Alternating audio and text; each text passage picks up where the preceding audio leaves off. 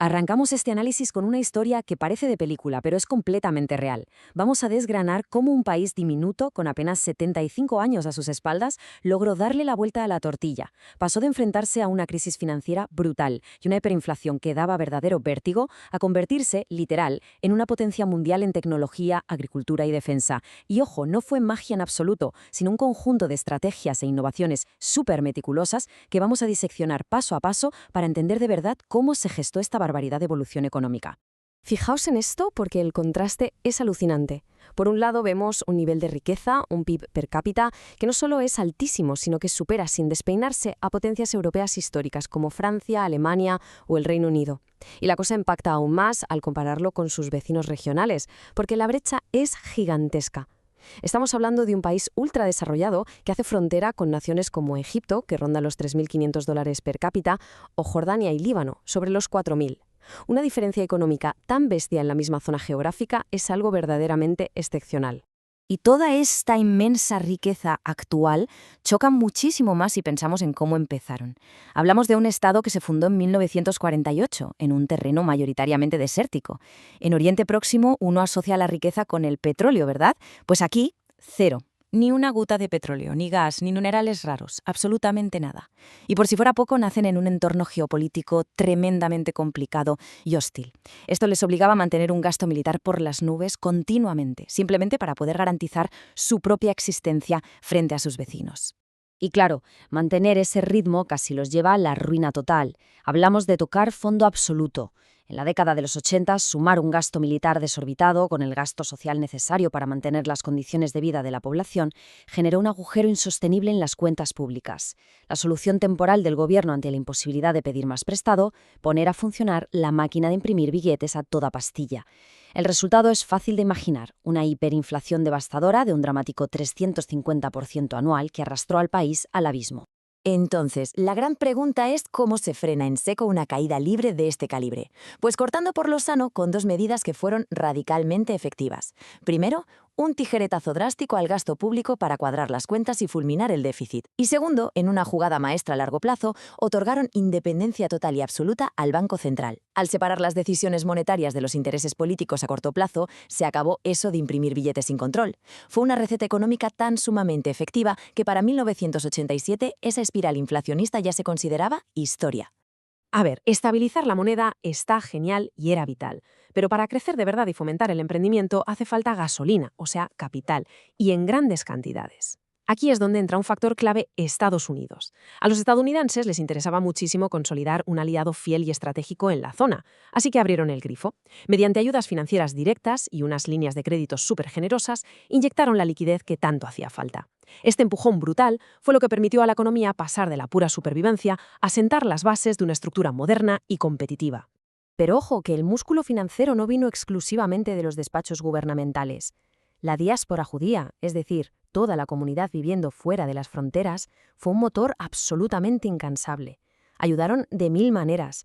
Inyecciones masivas mediante donaciones caritativas, compras brutales de bonos del Estado y metiendo muchísimo dinero en infraestructuras clave y en educación. Además, aportaron algo que el dinero no puede comprar.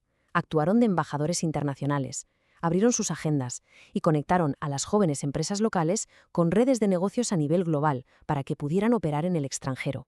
Y llegamos a la joya de la corona, el auténtico motor de innovación, el conocido como Triángulo de Oro. Imagina un ecosistema donde nadie trabaja por libre. Aquí se monta un engranaje absolutamente perfecto entre la universidad, el ejército y la empresa privada. Todo lo que se investiga y se descubre en la academia se aplica rapidísimo a las necesidades tecnológicas de la defensa, y de ahí fluye con total naturalidad hacia la industria privada para comercializarse. Es brillante, ningún conocimiento se desaprovecha, todo tiene una utilidad práctica y defensiva inmediata. Para entender bien esto, miremos al terreno militar. Hay grupos de élite, como la famosísima Unidad 8200, especializada en cibernética. Bueno, pues en la práctica, estas unidades funcionan como las mejores incubadoras de startups del planeta. El talento que sale de ahí tiene una formación técnica de auténtica vanguardia. Y el gobierno supo potenciar esto metiendo fondos de capital riesgo estatales y dando unas ventajas fiscales tremendas. Así, el salto de experto militar a emprendedor tecnológico de éxito se convirtió en un camino estructurado y de lo más natural. Por si todo este ecosistema fuera poco, en los años 90 llegó un acelerador demográfico formidable. Con la desintegración de la Unión Soviética, se produjo una ola migratoria gigantesca. Pero la clave aquí es el perfil, un volumen inmenso de científicos, ingenieros y profesionales hipercualificados que trajeron consigo un talento impagable. Toda esta experiencia se asimiló en un tiempo récord, encajando a la perfección en una economía emergente que, llegados a este punto, ya basaba su futuro enteramente en la tecnología y el conocimiento. Fue un impulso intelectual espectacular. Claro, que liderar a nivel global exige una inversión sostenida. Destinar un alucinante 5,4% del Producto Interior Bruto única y exclusivamente a investigación, desarrollo e innovación es una cifra que marea. Para ponerlo en perspectiva con otras potencias, es el doble de lo que invierte un país como Francia y el triple que naciones como España. Esto no es casualidad en absoluto, es la consecuencia directa de una política de Estado inquebrantable, es literalmente el corazón de su identidad económica actual.